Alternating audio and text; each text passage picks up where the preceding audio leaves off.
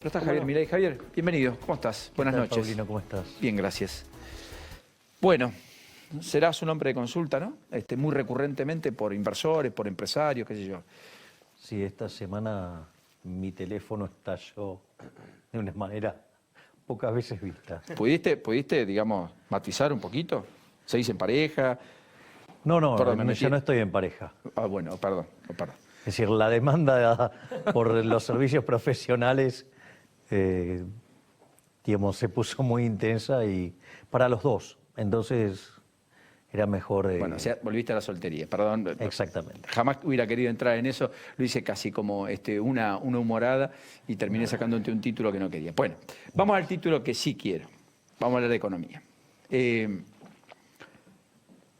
Se va Duhovne, llega a la Cunza, primera lectura. Vamos por orden. A ver, yo creo que independientemente de quién ocupe el cargo, el destino de Argentina está marcado.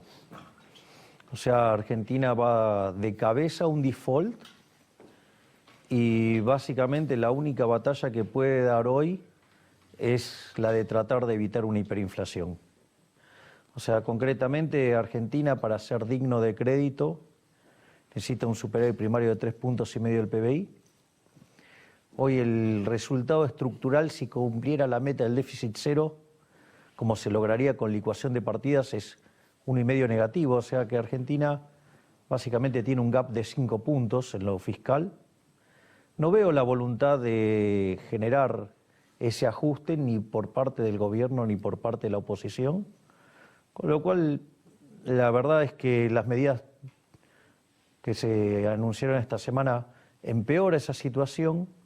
Lo que se anuncia desde la oposición es todavía más leña al fuego en cuanto al resultado fiscal, con lo cual yo no creo que Argentina pueda conseguir el financiamiento que requiere tanto para el 2020 como el 2021. Ahora, Javier, ¿cómo se hace política y se junta votos diciéndole a la gente, miren, hay que ajustar, hay que pagar menos por esto, hay que hacer una reforma jubilatoria y elevar la edad, hay que hacer una reforma en el mercado laboral para poder tener mayor accesibilidad al mercado laboral y que esto implique a su vez que también cuando alguien es despedido pueda ser despedido por un empresario sin que quiebre? Todo eso también es más complejo en tiempos electorales que en otros tiempos, ¿o no? A ver, vos podés hacer ajustes sin que tenga que caer sobre la gente. Ahora, el problema es que cuando haces eso tiene que caer sobre la política. A ver, vamos a ponerlo en dos planos. Por un lado hay un trabajo reciente del BID, que justamente el BID no es un organismo con las preferencias Giacomini-Milei, y hace un estudio sobre la ineficiencia técnica del gasto público, y la peor región del mundo es América Latina, con una ineficiencia técnica de 4,4% del PBI. Argentina tiene 7,2%.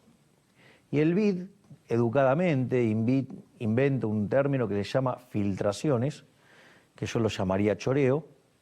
Argentina tiene 5 puntos de filtraciones.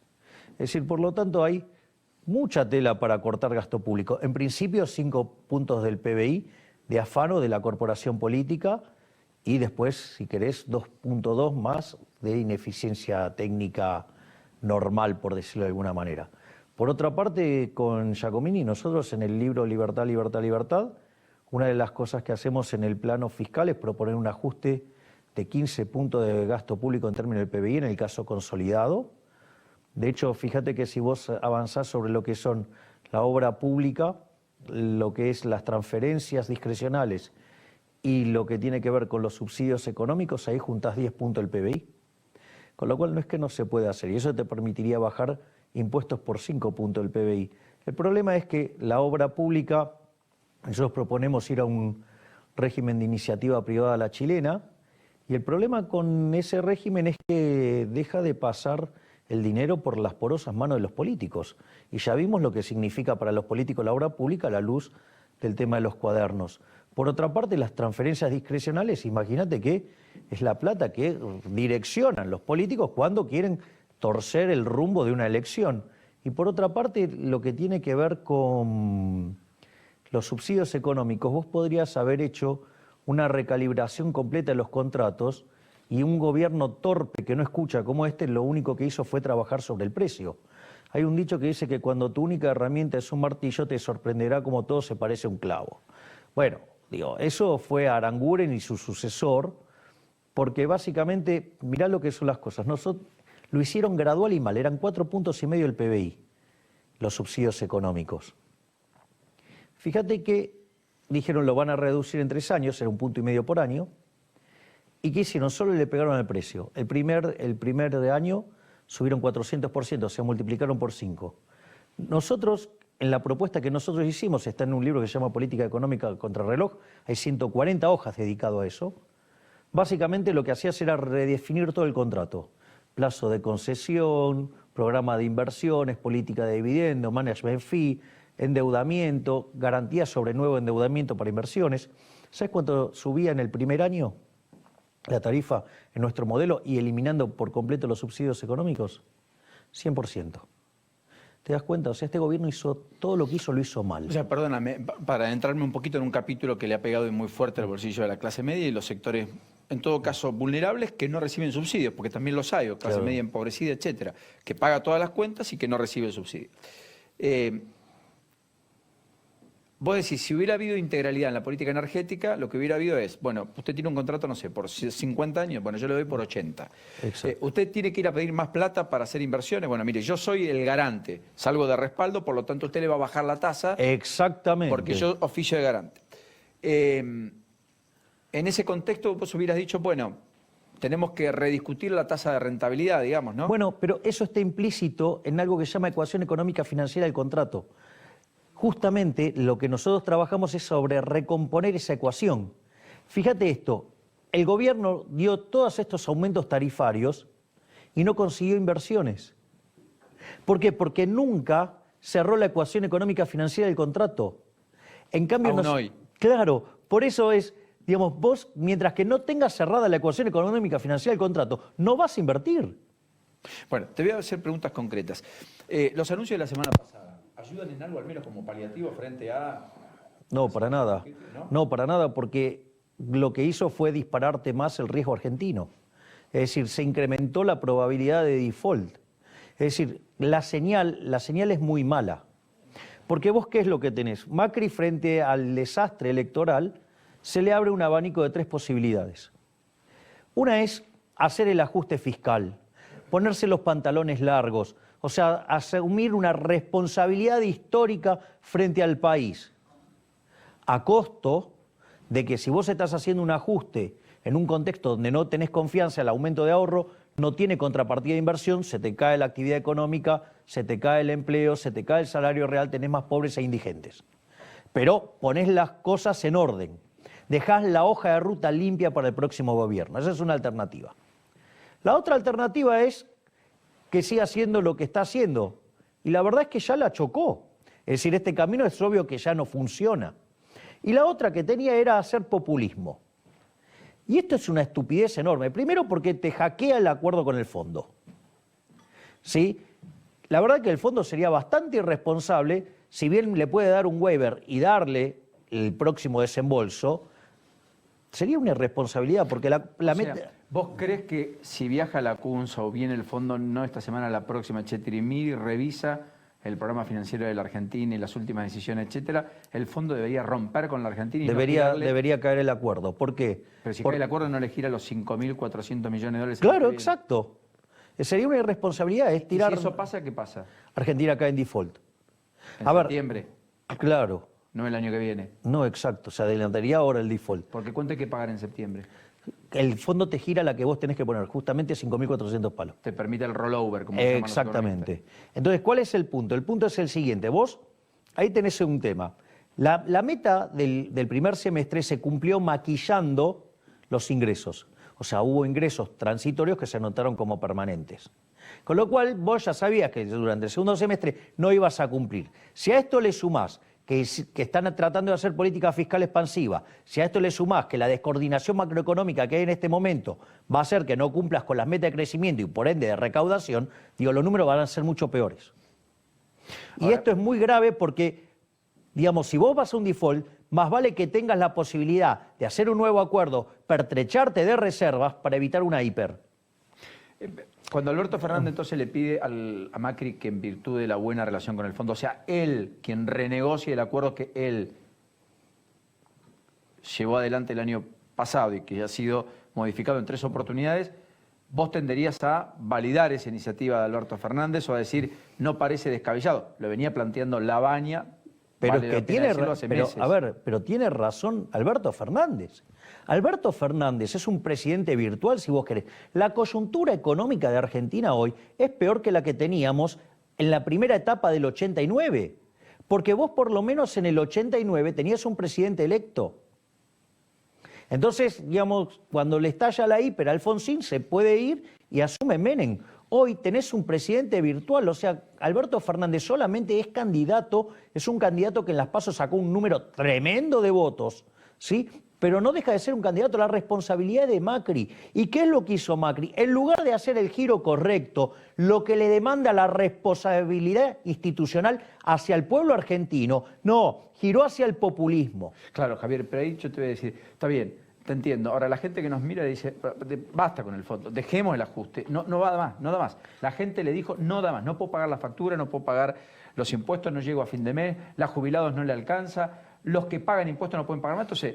Pero entonces, pero qué ajuste hubo, pero qué ajuste hubo si el déficit fiscal consolidado entre nación, provincia, municipio y la posición de cuasi fiscal del gobierno, del Banco Central respecto a los títulos empeoró. Bueno, ¿qué es lo que hubieras hecho vos? Bueno, ahí yo te conté, por ejemplo, cómo bajar 10 puntos del gasto público. Pero la semana pasada, en lugar de hacer los anuncios de cortes populistas según definís. Yo hubiera ido por un duro giro hacia la ortodoxia. ¿Y eso qué sería? Bancarte, perder una elección, pero hacer las cosas que corresponden para la economía. ¿Y eso qué implicaría? No haber tomado ninguna de las decisiones. ¿Y qué decisión hubieras tomado? Profundizar el ajuste, pero sobre partidas que van sobre la corporación política. Por ejemplo. Por ejemplo, eliminar de cuajo la obra pública. O sea, cerrar. Eliminarla. Que dejen de robar de ahí. Eliminar las transferencias discrecionales. Pero también eso es más desempleo, sobra que eso es falso. Eso es falso. Porque en realidad, a ver, cuando vos haces obra pública, ¿con qué lo financiás? Con algún tipo de impuesto. Impuesto inflacionario, impuestos presentes o impuestos futuros, que es deuda. ¿Ok? Con lo cual, cuando vos haces la obra pública, en realidad le estás quitando fondos al sector privado que deja de gastar en otro lado, donde sí quería gastar, con lo cual no solo que destruís empleos en otro lugar de la economía, que además siempre es más productivo el sector privado que el sector público, y además hay una cuestión de libertades individuales en las preferencias de los consumidores. O sea, digo, es un espanto. Cualquier cosa que tenga que ver con el gasto público, no solo que tiene un vicio de origen que está financiado con impuestos y que jamás van a gastar en lo que vos querés, con lo cual tenés doble pérdida, digamos, porque tenés menos ingresos y porque además te van a dar un bien que no es que el que vos querías, porque si no, no lo estarían haciendo por la fuerza, sino que además la productividad es mucho menor. Y ni que hablar sobre las filtraciones. Javier, ¿le crees a Nielsen cuando dice que no está en mente de Alberto Fernández reestructurar la deuda? ¿O le crees a Alberto Fernández cuando dice hay que reestructurar el acuerdo con el fondo y eventualmente la deuda? Cuando Alberto Fernández dice que hay que reestructurar el acuerdo con el fondo, lo que está diciendo es que va a defoltear a los tenedores de bono. Bueno, el Fondo Monetario Internacional es lo que el mercado teme. Pero no dan los números. ¿Es independiente de Alberto o Macri reelecto? Claro, es decir, ¿quién le va a poner el año que viene 35.000 palos verdes a Argentina? O sea, estamos al horno con papa y frita, perdón la expresión. El default es inexorable. Si Argentina no hace un giro radicalizado hacia la ortodoxia, el default es inexorable. Mira que a seguro se lo llevaron preso, decían en mi barrio. ¿Vos estás seguro de que eso es? No hay otra chance que no sea esa. Bueno, decime vos de dónde van a sacar 35.000 palos verdes para ponerle a la Argentina. Nacho, ¿vos tenés respuesta a eso? ¿Qué sé yo? No, porque digo, estaba el sueño de las focas amarillas que decía, no, la va a poner Trump. Ah, la pone Trump. ¿Cómo la pone Trump? Porque Trump la única forma que tiene de poner esa plata, ¿cómo es? Vía Fondo Monetario Internacional. Vos me estás diciendo que de repente el Fondo Monetario Internacional va a hacer Estados Unidos un incremento de capital, ponele 50.000 millones, va a licuar al resto de los países para dárselo a Argentina. Vamos. Nacho. Sí, Milei, hoy leí una columna en Infobae que hablaba de las soluciones de dolarizar y entrar en un plan de convertibilidad para matar la inflación, un 1 a 1 como en su momento. ¿Lo ve viable? Y en ese caso, ¿a cuánto creería que se tiene que equiparar un dólar? Bueno, eso es, a ver, te cuento, hay distintas alternativas. Hay quienes proponen una convertibilidad, hay otros que proponen una dolarización y está la alternativa que con Diego Giacomini nosotros desarrollamos también en el libro Libertad, Libertad, Libertad. O sea, perdón la autorreferencia, pero el libro tiene un plan económico. Nosotros somos partidarios directamente de eliminar el Banco Central.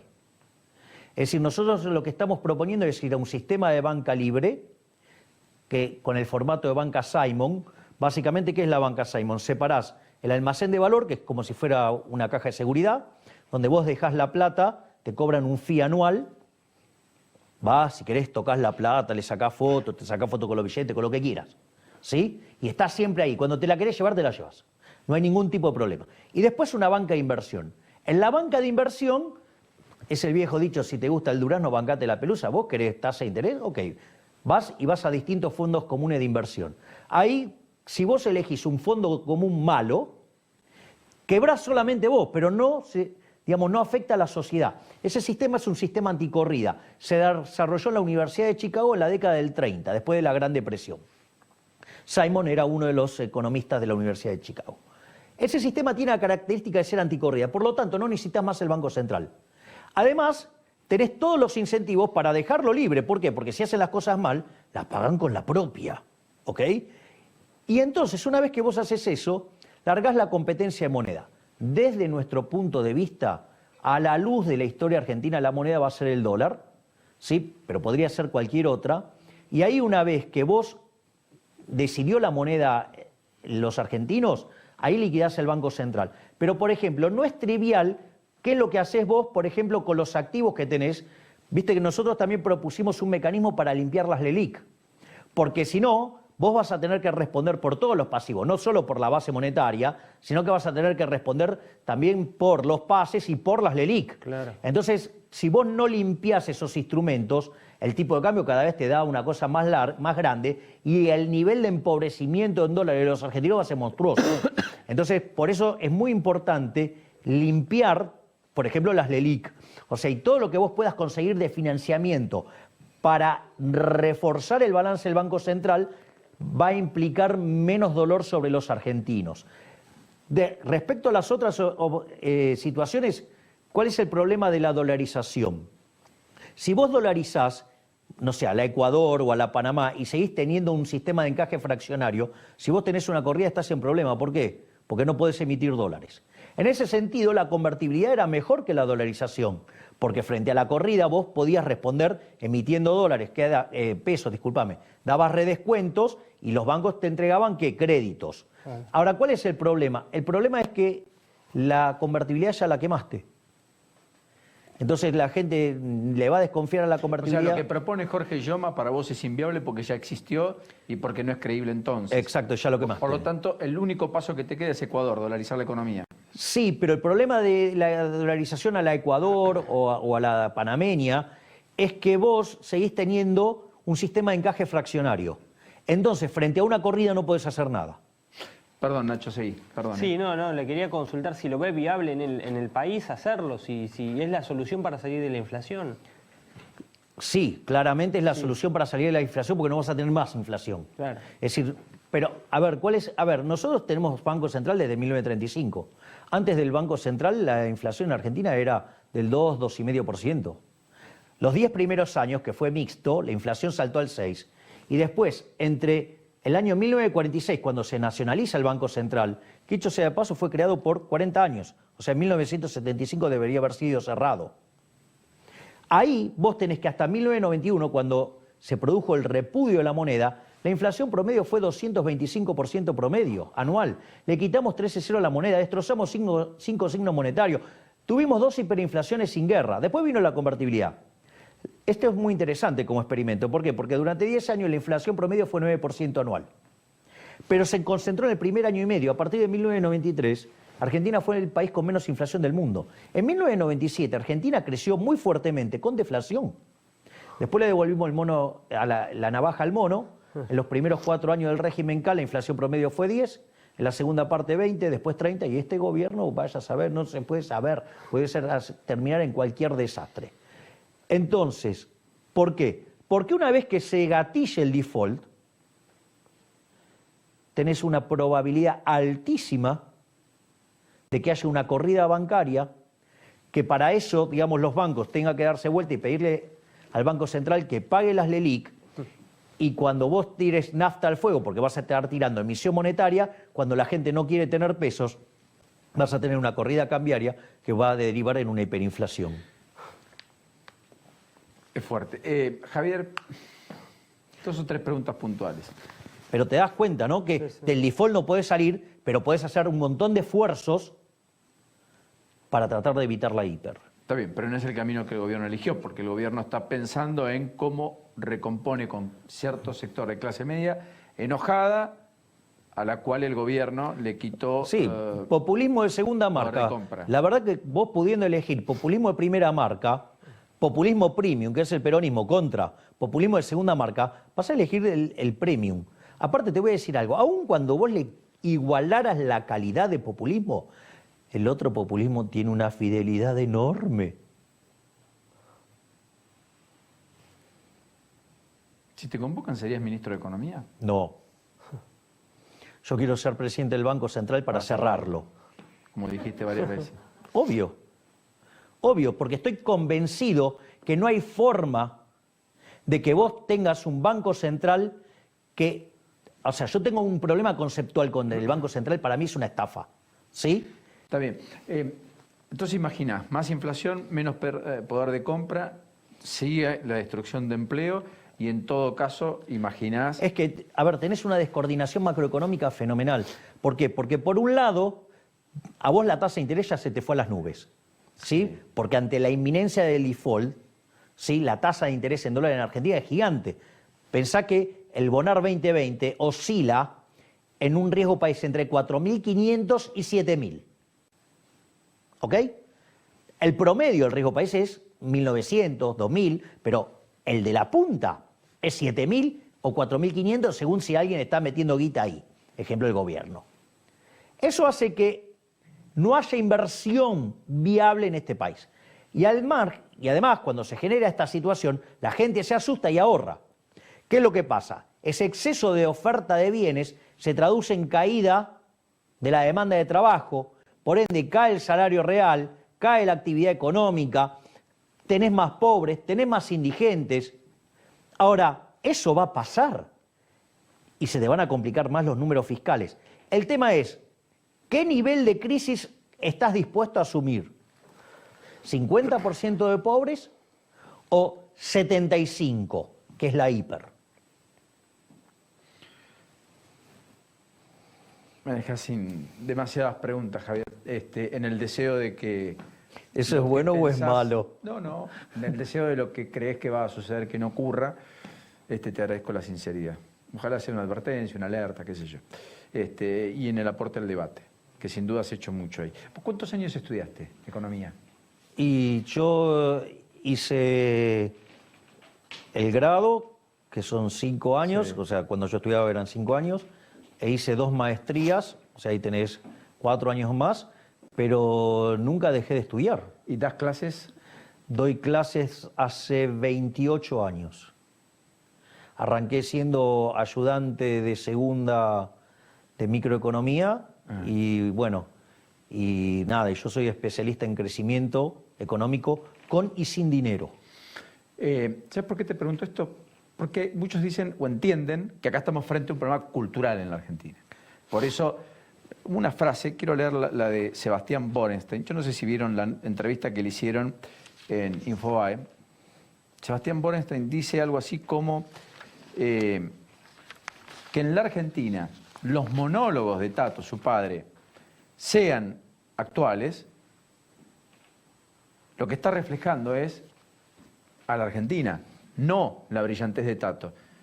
Porque en definitiva Tato en los 70, en los 80, en los 90 planteaba los debates que todavía no nos zanjamos, no libramos, no terminamos de saldar en la Argentina. Y el mundo ya dejó muchos de esos debates, los superó.